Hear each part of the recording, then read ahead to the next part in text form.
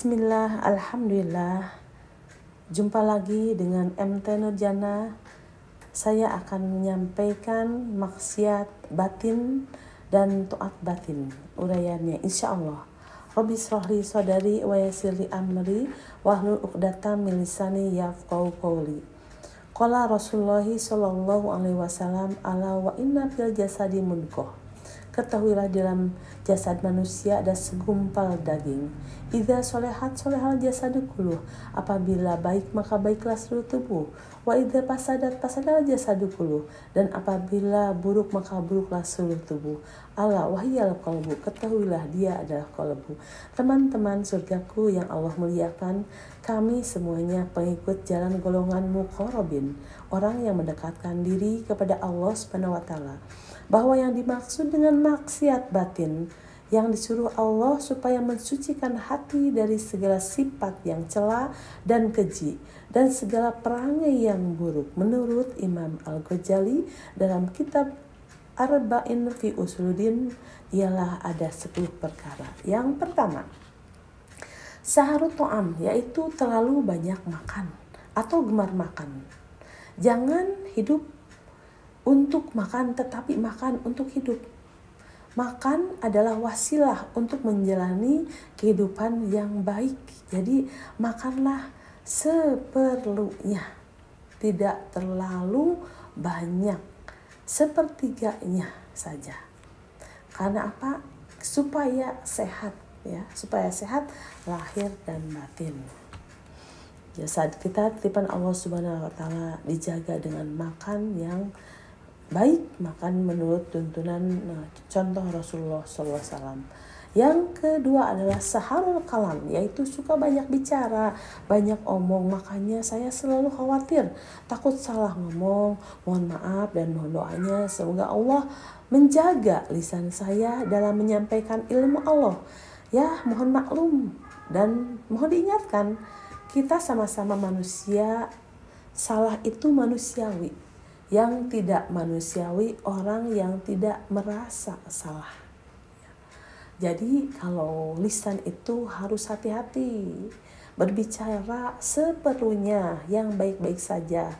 Tidak sedikit orang memutuskan tali silaturahmi gara-gara salah ucap, salah lisan, akhirnya terputus dengan rahmat Allah Subhanahu wa taala. Na'udzubillah. Yang ketiga, ghadab, yaitu kuat marah. Mudah marah, mudah tersinggung. Makanya kalau marah yang pertama kita wudu. Setelah wudu duduk yang tenang, tarik nafas yang panjang. Dan tutup pintu-pintu qalbu ini dari setan dengan zikir kepada Allah Subhanahu wa taala. Astagfirullah. Yang keempat adalah bakhil wa hubul mal, yaitu kikir dan cinta harta. Kita butuh harta, tapi jangan cinta harta. Ya, kikir.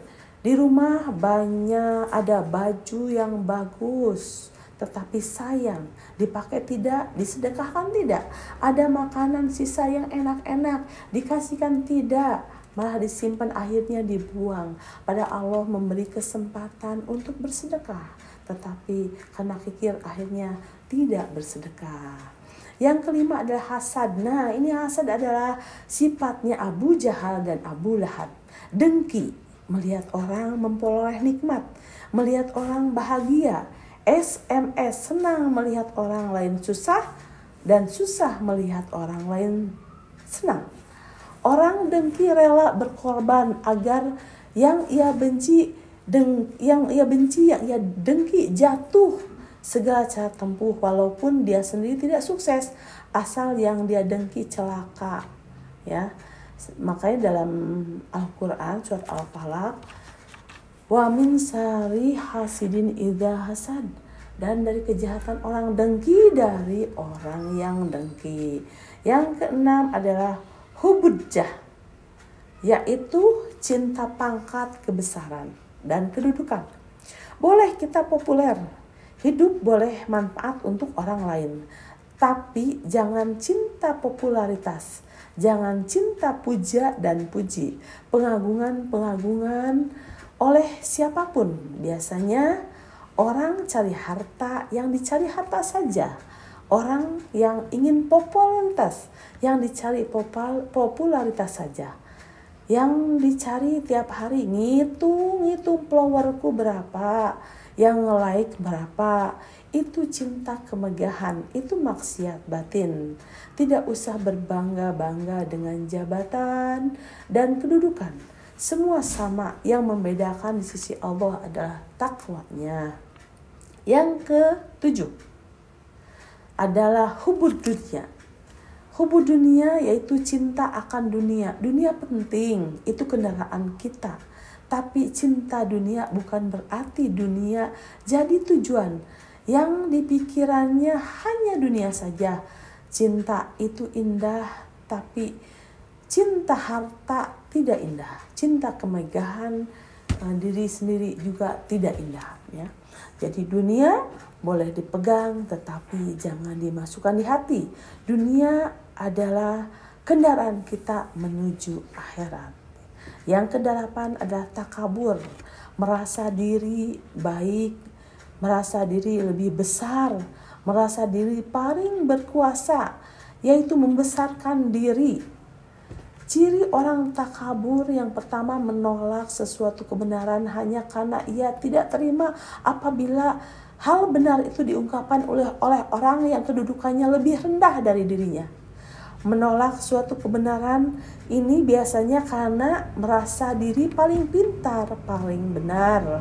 Contohnya seperti kisah Fir'aun, ya. Dia memandang dirinya sempurna, ya.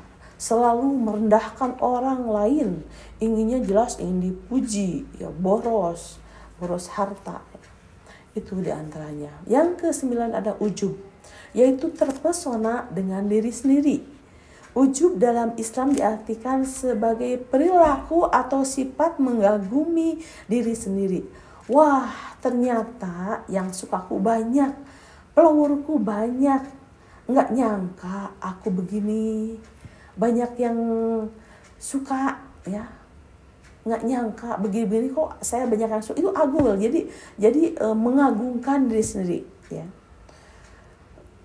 Wah, ini masjid ini terlaksana gara-gara ideku, gitu. Gara-gara aku.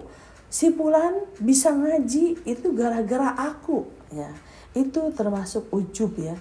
Suka memuji diri dan membanggakan diri sendiri, baik harta, ilmu, keturunan ataupun jabatan. Kalau jabatan tadi hujah, ya. Seolah-olah prestasi karena dirinya sendiri, tidak ada andil dari Allah Subhanahu wa taala. Yang terakhir ada ria. Ria yaitu berbuat ibadat bukan karena Allah Subhanahu wa taala, memamerkan semangat awalnya ingin diakui makhluk, ingin dipandang besar oleh makhluk, oleh orang lain, ya. Ingin dipandang besarnya bukan oleh Allah Subhanahu wa taala, ya, tidak mengharapkan ridho dari Allah Subhanahu wa taala. Nah, itu ria. Sekarang syirik dapat diartikan sebagai perbuatan menyembah atau menyekutukan selain Allah.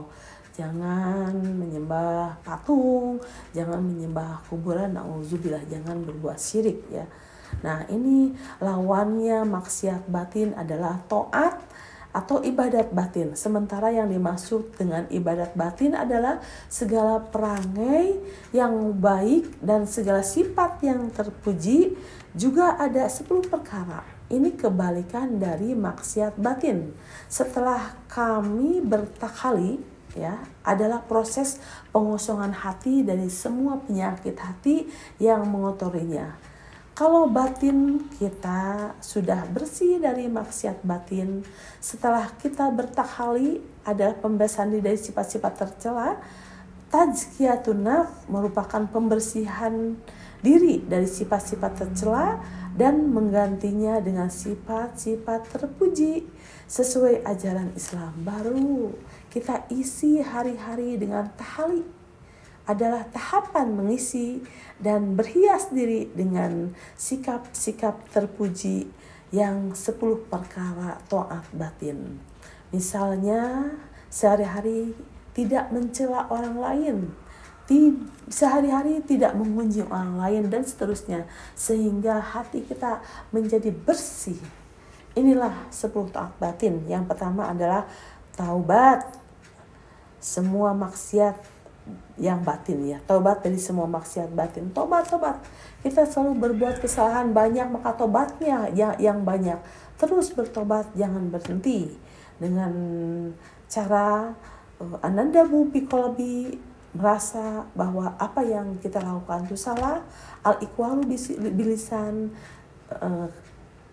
ucapkanlah lewat lisan istighfar, minimalnya astagfirullah ataupun sayyidul istighfar dengan sholat tobat ya. Yang terakhir akil malu ala yauda ilahi abadan, al ikmalu ala yauda ilahi abadan, bertekad sekuat hati bahwa kami tidak akan mengulanginya lagi. Tobat, jangan berhenti dari tobat ya. Yang keduanya ada khauf, takut kepada Allah Subhanahu wa taala. Allah memandang kita, apa yang kita lakukan walaupun tidak dilihat oleh manusia, tetapi Allah mengetahuinya dan dicatat oleh malaikat raqib dan atid. Khauf itu sama ada roja ya. Khauf itu digabungkan dengan roja. Roja itu harapan. Jadi kalau kita sudah takut sama Allah, kita juga harus roja. Ada harapan bahwa Allah akan memberi rahmat kepada kami semuanya. Jadi ada harapan Allah akan mengampuni dosa-dosa kita dan akan ada balasan dari kelakuan dari perbuatan baik kita oleh Allah Subhanahu wa taala. Yang ketiga juhud, yaitu bencikan keduniaan dan tidak suka harta benda dan juga sebagainya, kecuali hanya sekedar ya. Jadi hanya sekedar saja, tidak terlalu suka dengan material ya. Juhud adalah berpaling dan meninggalkan sesuatu yang disayangi yang bersifat material atau kemewahan duniawi dengan berharap suatu wujud yang lebih baik dan bersifat spiritual atau kebahagiaan akhirat. Juhud adalah keputusan melupakan dunia untuk mencintai Allah Subhanahu wa taala.